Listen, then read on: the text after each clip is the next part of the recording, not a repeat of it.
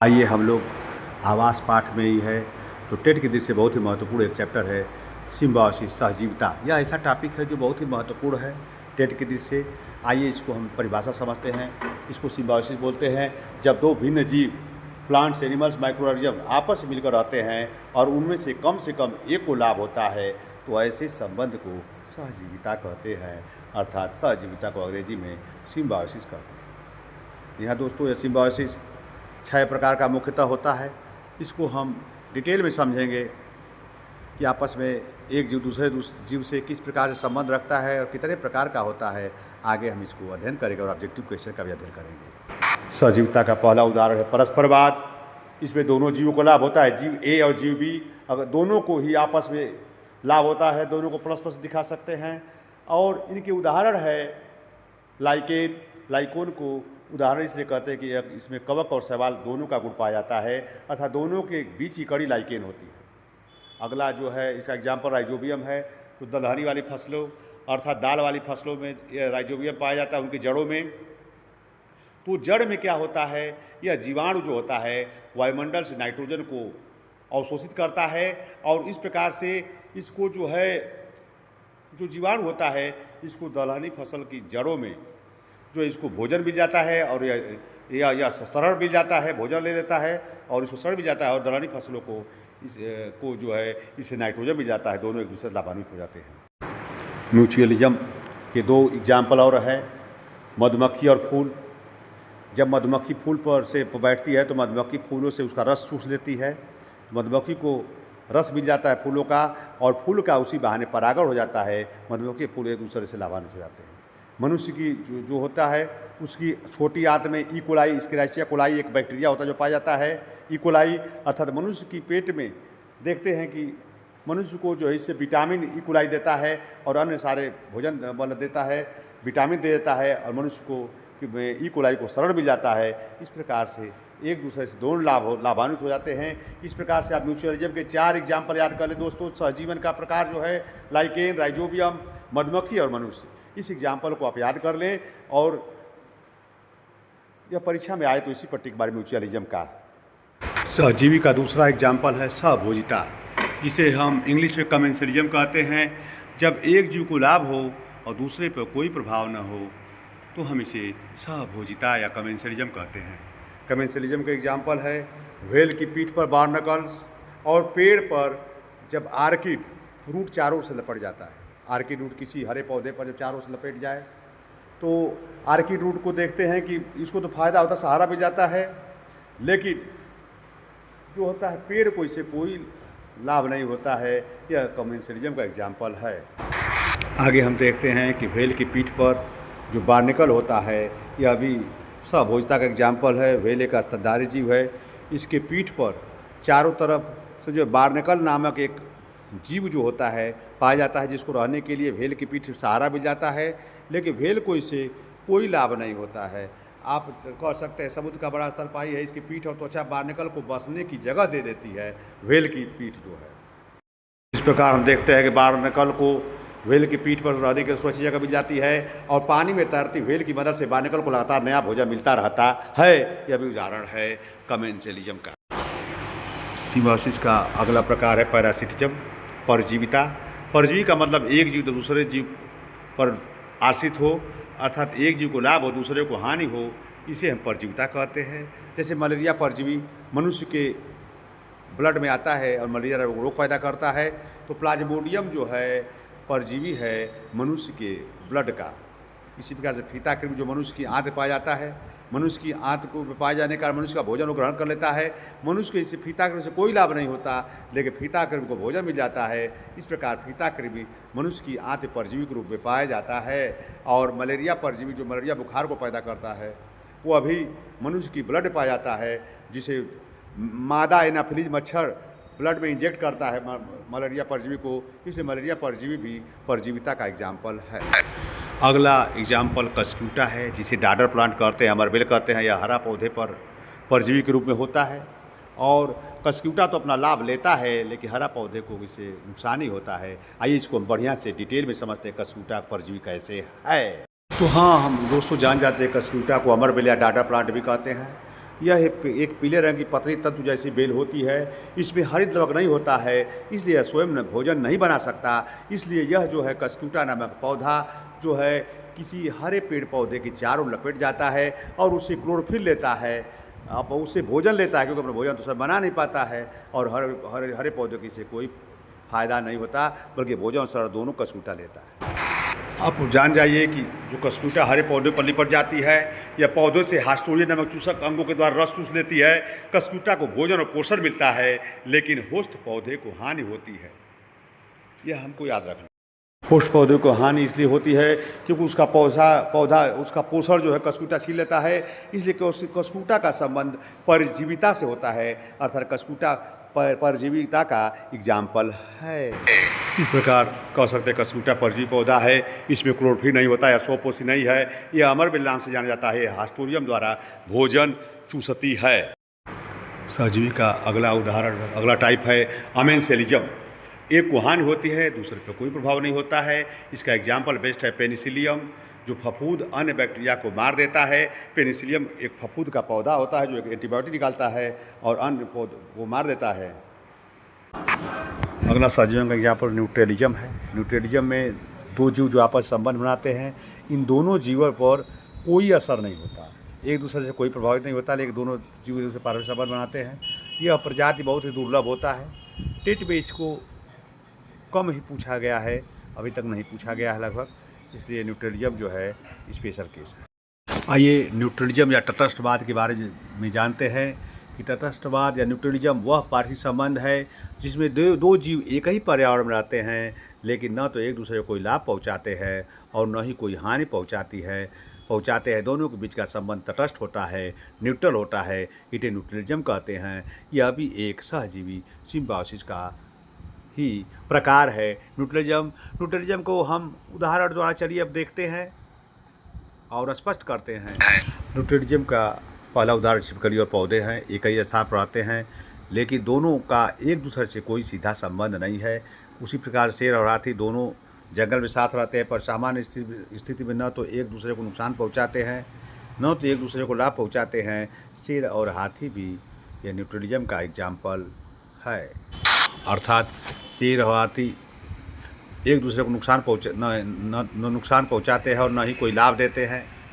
खरगोश और हिरण भी घास के मैदान में एक साथ रहते हैं, पर अलग अलग भोजन है और जीवन शैली होने से दोनों पर कोई असर नहीं पड़ता है। खरगोश हिरण न्यूट्रलिज्म का उदाहरण, अर्थात हम याद रखने का आसान तरीका से याद कर सकते हैं कि न्यूट्रलिज्म मतलब 0-0, अर्थात दोनों एक दूसरे को न लाभ पहुँचाते हैं हानि पहुँचाते हैं। कमेंसलिज्म को प्लस का मतलब लाभ होता है। कमेंसलिज्म में एक जीव को लाभ होता है, दूसरे को 0 का मतलब कोई लाभ नहीं होता। और म्यूचुअलिज्म का मतलब प्लस और प्लस, मतलब प्लस माने दोनों जीव को लाभ होता है, दोनों जीव एक दूसरे लाभान्वित होते हैं, उसे म्यूचुअलिज्म होता है। इसे हम प्लस से दिखाते हैं, कमेंसलिज्म को प्लस माइनस से दिखाते हैं।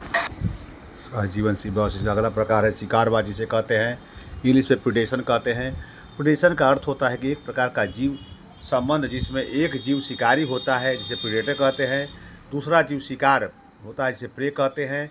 प्रे को पकड़कर जो प्रीडेटर होता है मार कर खा जाता है। शिकारी जो है शिकार को मार कर खा जाता है, इसी को शिकारवाद कहते हैं। इसमें शिकारी को लाभ होता है, भोजन मिलता है, और शिकार का जो है बेचारे का जीवन ही नष्ट हो जाता है। आगे इसका उदाहरण देखते हैं शेर और हिरण। शेर हिरण का शिकार कर मार खा जाता है। मेढक और कीट मेढक कीटों को खा जाते हैं। चील और सांप, चील जो है सांप को पकड़कर खा जाता है। इसका अन्य उदाहरण भी हम एक बताएंगे। इंसेक्टिवोरस प्लांट या संड्यू पौधा होता है इसका उदाहरण। इंसेक्टिवोरस प्लांट को हम कीटभक्षी पौधा कहते हैं। कीटभक्षी पौधे वहाँ उगते हैं जहाँ पर उनको नाइट्रोजन की कमी होती है, तो नाइट्रोजन कमी पूरा करने के लिए वे कीटों का भक्षण करते हैं, जो कीट इनके अंदर जाते हैं। इनका ऐसा शेप बना होता है, कीटभक्षी पौधों का ऐसा आकार बना होता है कि उस पौधे को घोट लेते हैं और इनमें मिल जाते हैं। इनसे इस प्रकार से पौधे ऐसे जगह उगते हैं इंसेक्टिवोरस प्लांट जहाँ जिस जमीन में नाइट्रोजन कमी होती है, ये अपने नाइट्रोजन की कमी को जो है कीटभक्षी पौधे जो है उस कीट को जो है मार कर पचा कर ही अपना कमी को नाइट्रोजन कमी को पूरा करते हैं। इस प्रकार ये प्रीडेशनवाद का या शिकारवाद का उदाहरण। इस प्रकार हम रेखीय डायग्राम देखते हैं कि सहजीवी जिसे सिम्बायोसिस कहते हैं, ये जीव ए तथा जीव बी के बीच के पारस्परिक संबंध है, ये 6 प्रकार का होता है। म्यूचुअलिज्म, जिसे प्लस प्लस दिखाते हैं, अर्थात दोनों जीव लाभान्वित होते हैं, जीव ए जीव बी। पैरासिटिज्म, जो प्लस माइनस से दिखाते हैं, प्लस का मतलब जीव ए को लाभ होता है, जो है जीव बी को माइनस माने घाटा होता है। कमेंसरिज्म, प्लस और जीरो से दिखाते हैं, अर्थात एक जीव को लाभ होता है, दूसरे जीव पर कोई प्रभाव नहीं पड़ता। अमेंसरिज्म को माइनस जीरो से दिखाते हैं, माइनस में एक जीव को हानि होता है, घाटा होता है, दूसरे जीव पर कोई प्रभाव नहीं पड़ता है। इसके बाद एक कंपटीशन होता है। इस कंपटीशन करने में दोनों जीव को नुकसान होता है, माइनस माइनस को दिखाते हैं इसे, अर्थात कंपटीशन को हम संघर्षवाद कहते हैं। इसमें दो जीव जो है आपस में प्रकाश के लिए और जल के लिए, पानी के लिए इत्यादि पोषक तत्वों के लिए संघर्ष करते हैं, उसे कंपटीशन भी कहते हैं। सिम्बायोसिस का उदाहरण है। अगला प्रेडेटर, शिकारवाद होता है, न्यूट्रलिज्म होता है। इसको एक सिम्बायोसिस का और प्रकार है जिसे हम प्रतिस्पर्धा कहते हैं, कंपटीशन इंग्लिश में बोलते हैं। जब दो जीव एक ही संसाधन जैसे भोजन, स्थान, प्रकाश, जल के लिए आपस में प्रतिस्पर्धा करते हैं तो दोनों को हानि होती है। इसी को हम कंपटीशन कहते हैं, प्रतिस्पर्धा कहते हैं। इस प्रकार हम देखते हैं कि कंपटीशन में दोनों को माइनस माइनस दिखाते हैं, अर्थात दोनों को हानि होती है। और सिम्बायोसिस को plus plus, plus zero, plus minus, zero zero, इस सकारात्मक नकारात्मक दोनों हो सकती है और सिम्बायोसिस में हो सकता है। आप इसे इस प्रकार से भी याद कर सकते हैं। सिम्बायोसिस के एक चित्र द्वारा समझ सकते हैं कि कछुआ है, उसे सर पर चिड़िया है जो उसके कीटों को खा लेता है। कछुआ और ये दोनों जो है सहजीवन का उदाहरण है। सहजीविता, सिम्बायोसिस का सही अर्थ क्या है? आइए हम ऑब्जेक्टिव कैसे का अध्ययन करते हैं। दो जीव का एक साथ संबंध जिसमें दोनों को लाभ हो, दूसरे का संबंध जिसमें एक को लाभ और दूसरे को हानि हो, तो कैसे संबंध जिसमें एक को लाभ दूसरे पर कोई प्रभाव न हो। इसका पहला उत्तर ए सही है। दो जीवों का ऐसा संबंध जिसमें दोनों को लाभ हो, उसी को हम सहजीविता या सिम्बायोसिस कहते हैं। अगला प्रश्न है, लाइकेन किस प्रकार का सहजीवी संबंध है? तो लाइकेन को आप याद रखिए कि यह एयर इंडिकेटर होता है। कवक और शैवाल के बीच की कड़ी को लाइकेन कहते हैं। ये सही है। हाँ, तो राइजोबियम बैक्टीरिया और दलहनी पौधों के बीच कौन संबंध पाया जाता है? इसको हम मारेंगे सहजीविता। ये दोनों सिम्बायोसिस के एग्जाम्पल है, राइजोबियम बैक्टीरिया और लेगूम फसल, लेगूम पौधा जो होता है, ये दोनों सिम्बायोसिस का एग्जाम्पल है। ऑप्शन सी सही। प्रचार है, मधुमक्खी और फूल के बीच संबंध किस प्रकार का है? तो मधुमक्खी और फूल के बीच भी आप उदाहरण पढ़ें, सिम्बायोसिस सहजीविता का उदाहरण है। ऑप्शन बी सही है। देखिए, माइकोराइजा किसका उदाहरण है? पौधे और कवक के बीच यह सिम्बायोसिस सहजीविता का उदाहरण है। यह उच्च पौधे जैसे जिम्नोस्पर्म, एंजियोस्पर्म होता है, उनकी जड़ों में पाया जाता है। ऑप्शन ए इसलिए सही है कि माइकोराइजा किसका उदाहरण है। ऑप्शन ए सही है। और इसको डिटेल में समझेंगे तो कवक और उच्च स्तरीय पौधों की जड़ों के बीच यह पाया जाता है माइकोराइजा। लगभग 80-90% स्तरीय पौधों की जड़ों में माइकोराइजा मिलता है। विशेष रूप से जिम्नोस्पर्म और एंजियोस्पर्म पौधों हायर प्लांट है, उनमें पाया जाता है। कुछ एंजियोस्पर्म और जिम्नोस्पर्म पौधे जिसे माइकोराइजा मिलता है, उसका उदाहरण आइए हम आपको बताते हैं। पाइन, ओक, बीच, बिर्च और आर्किड, ये 5 पौधे हैं जिनकी जड़ों में माइकोराइजा पाया जाता है। इसका मैं एग्जाम्पल आपको जिम्नोस्पर्म का बता। अगला बहुविकल्पी प्रश्न देखिए जो टेट के एग्जाम में पूछा जाता है। मनुष्य की आंतों में पाए जाने वाले ई कोलाई बैक्टीरिया का संबंध किस प्रकार का है? तो इसके राशिया कोलाई बैक्टीरिया पाया जाता है मनुष्य की आंत में, जो कि मनुष्य की आंत को विटामिन देता है। और ई कोलाई विटामिन भी देता है, और जो मनुष्य की आंत होता है बैक्टीरिया को जो है शरण देता है। दोनों लोग एक दूसरे से लाभान्वित होते हैं, दोनों प्लस प्लस होते हैं। इसलिए ऑप्शन ए सही है। यह सिम्बायोसिस सहजीविता का उदाहरण है। अगला बहुविकल्पी प्रश्न है कि लाइकेन किसके सूचक है? इंडिकेटर रूप में प्रयोग होते हैं। जल प्रदूषण, मृदा प्रदूषण, वायु प्रदूषण, ध्वनि प्रदूषण। तो आप हमेशा जान लीजिए कि लाइकेन जो शैवाल और कवक के बीच की कड़ी है, एल्गी फंजाई के बीच की कड़ी है, यह वायु प्रदूषण एयर इंडिकेटर का काम करता है। ऑप्शन सी बिल्कुल सही है। अगला बहुविकल्पी प्रश्न है, क्लाउन फिश और सी एनिमोनी का संबंध किसका उदाहरण है? जी, इसको याद रखिए। क्लाउन फिश जो मछली होते हैं और सी एनिमोन होते हैं जो समुद्र में पाए जाते हैं, ये परस्पर पर लाभकारी सहजीविता के एग्जाम्पल है। परजीविता के नहीं, सहभोजिता के नहीं, प्रतियोगिता के नहीं। ऑप्शन ए सही है। ये बिल्कुल सिम्बायोसिस का एग्जाम्पल है। इसे आप याद कर। सहजीविता और परजीविता में मुख्य अंतर क्या है? सहजीविता में दोनों को लाभ होता है, परजीविता में एक को हानि होता है। सहजीविता में केवल एक को लाभ होता है, परजीविता में दोनों को हानि होता है, दोनों समान है, सहजीविता हानिकारक है। इस प्रकार से हम देखते हैं कि ऑप्शन ए सही है, सहजीविता में दोनों को लाभ होता है, परजीविता में एक को हानि होता है, यह विकल्प सही है। इस प्रकार से आपका बहुविकल्पी प्रश्न सहजीविता का यह पाठ समाप्त हुआ। आप देख रहे हैं यूट्यूब चैनल टेट गुरुमंत्र। जी हाँ दोस्तों, इस पर हम संपूर्ण टेट के पाठ्यक्रम वाइज तैयार कर रहे हैं। कुछ छोटे को आपको नहीं मिला होगा, देखे होंगे सिम्बायोसिस, सब अंदर से प्रश्न पूछा जा रहा है और उसी प्रकार से मैंने एक एक चीज़ को समझाने की कोशिश किया है।